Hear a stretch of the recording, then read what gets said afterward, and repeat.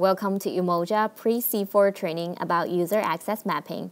We collected and analyzed the mapping issues from Cluster 3 and made this training video in hope of giving you a better knowledge of how to map users correctly.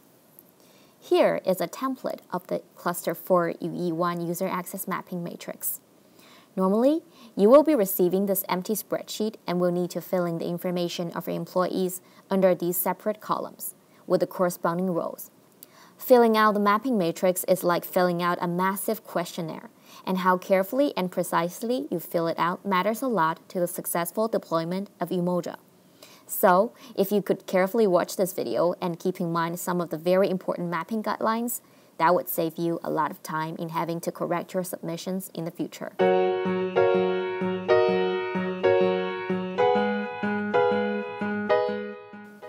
First, let's take a look at this mapping matrix and see its structure, and I will walk you through the different parts.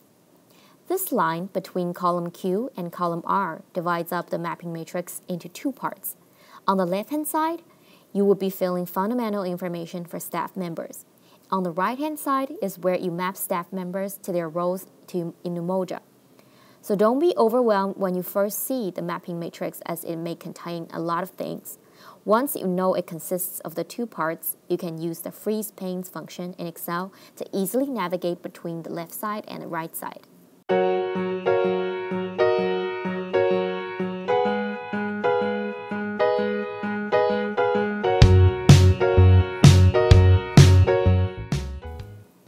The left side is where you fill out the fundamental staff information. In order to help you understand the mapping processes, I will give you an example by creating a staff member that actually doesn't exist.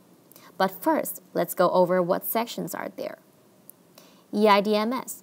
This is someone's username when he or she first enters Umoja. A user must have an EIDMS ID in order to be added to role mapping training and granted access to certain information or transactions. If the user does not have an EIDMS ID, site coordinators must request the creation of one. For first name and last name, please input the information as what appears on the employee's UNID badge.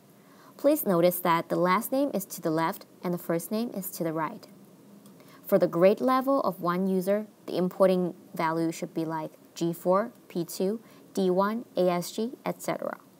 For functional title, please do not use any abbreviations. Department is where the user currently works in the UN, and the user's email should be the UN email address at which the user could be reached. A private email address may be given only under exceptional circumstances and only for non-UN staff. Index number is a unique set of digits that appears on the UN badge of an employee. For business area, under this is the entity where the user can conduct transactions. All entities are coded, and please refer to the instruction sheet for the 4-digit code. The duty station and country show where an user is geographically located. For fund type or fund, please enter the fund type for an employee if he or she works at the fund type level, and if the employee only works for specific funds, then please provide a detailed list of the IMIS funds that he or she currently works with. Fund center in an organization is for which the user has the delegated authority required to conduct transactions. If the specific fund center has not yet been determined, please enter the department for which a user conducts transaction.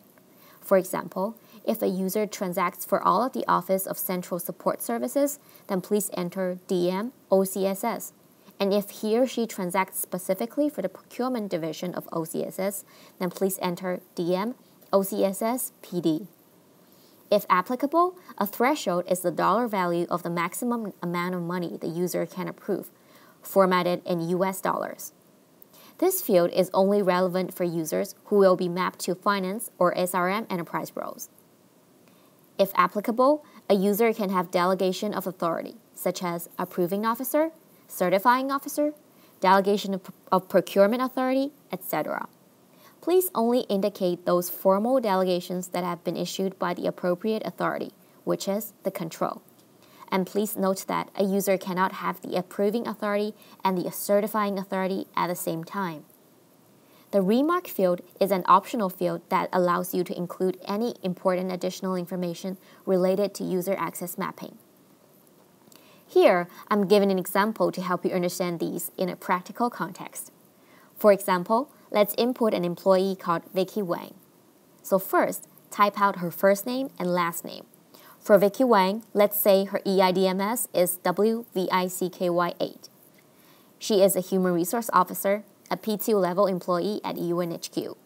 Her duty station is New York, and she is physically based in the US. Her index number, which is a bunch of digits on her UN badge, is 423912. And her email address is vicky.wang@un.org. She doesn't have a fund type or a fund center, and she doesn't have a threshold, so we leave these sections blank for her. You might find a little trick here to fill out these sections: fund type, fund center, threshold, and delegation. Please keep in mind that if you have any confusions, try referring to the little tab over here and refer to the spreadsheet about what does each of these fields mean, their corresponding descriptions, and coding. Of all the fields listed here, please note from the D column of the instruction spreadsheet that some of them are mandatory, some of them are required for specific roles, and some are optional. Nevertheless, please fill out the information as much as you can. This will save a lot of time in uploading, handling data, and conducting analysis, and will make deployment processes a lot faster and smoother.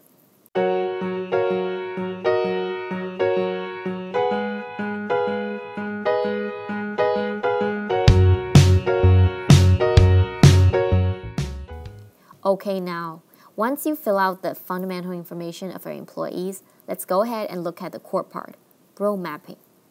One thing I'd like to mention here is that you might want to read the comments hidden at the top right corner of the cell before you actually start mapping employees.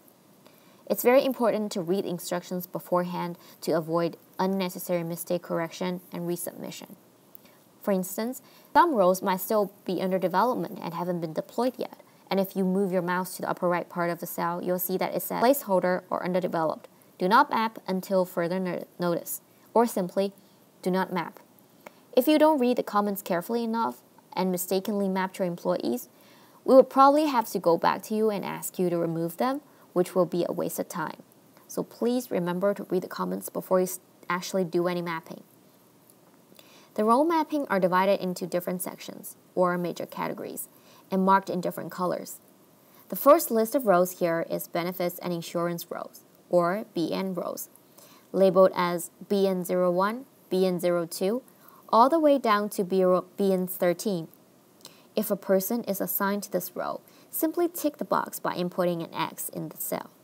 This will show that this person is mapped. Starting with BN, we have PY, which means payroll roles, OM, meaning organization management roles, HR roles, TV, which stands for travel and shipment roles, and MS, which is management self-service roles.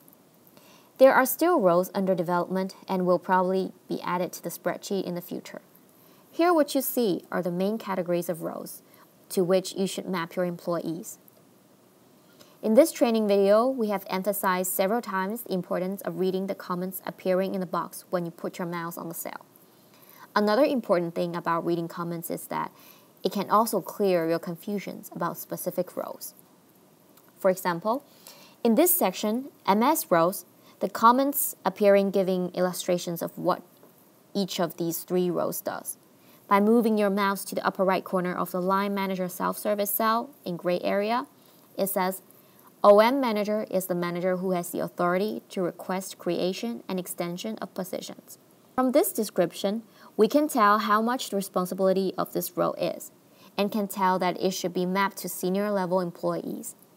Consider Ms. Wang as a P2 level, she should not be mapped to this role. There might be exceptions, and if you're not sure, you should always refer to the Enterprise Role Guide, which is very clear and specific about what kind of people should be mapped to which roles. But it's highly recommended that you read the comments first, so that you can have a general understanding for this role.